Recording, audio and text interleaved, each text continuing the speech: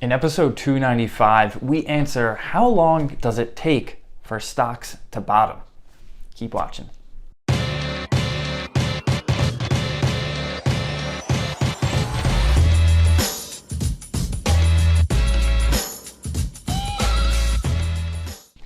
Welcome back to the Mullooly Asset Show. I'm your host, Casey Mullooly, back with you for episode 295. How long does it take for stocks to bottom? It's a question that a lot of people have probably been wondering over these last couple of months. So I have some numbers that show how long after a bear market begins does it take for stocks to bottom. And this looks at the returns for the S&P 500, which isn't the total market, but it's a pretty good gauge. And this data goes back to 1950. So we've got about just over 70 years of market data here, pretty good sample size.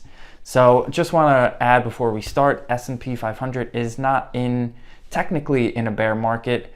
We have been close to the definition, but it feels a lot worse than it is out there right now for a lot of investors due to the bonds being down along with stocks and inflation being at historical high levels. So cash, bonds, and stocks all getting hit, but the stock market isn't technically in a bear market yet, but it's close enough. So let's get into the numbers, shall we?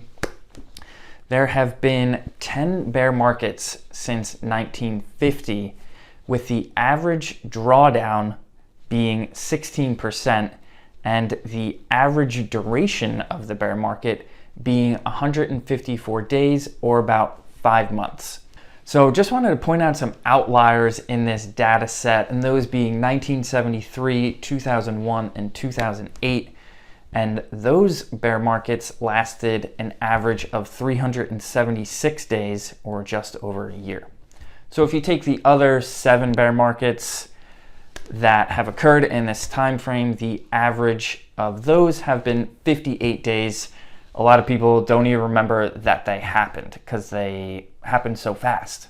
I think 2008 sticks out in a lot of investors' minds because it's still fairly recent, and we saw the market down about 45%, with banks on the brink of collapse. The housing market flipped completely upside down, and the whole bedrock of the financial system was crumbling, so to speak.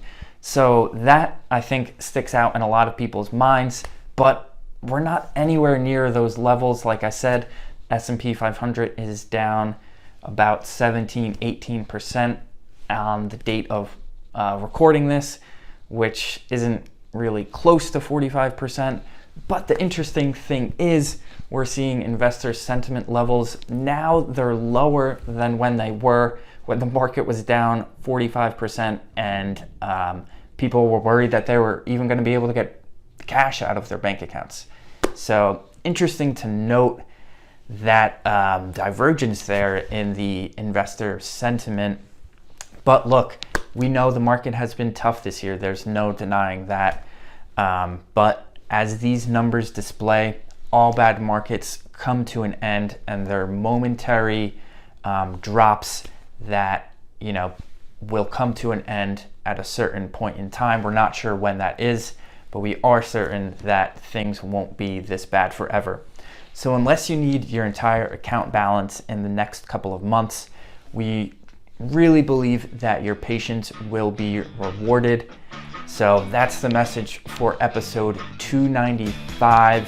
Hang in there, your patience will be rewarded, and all bad markets come to an end.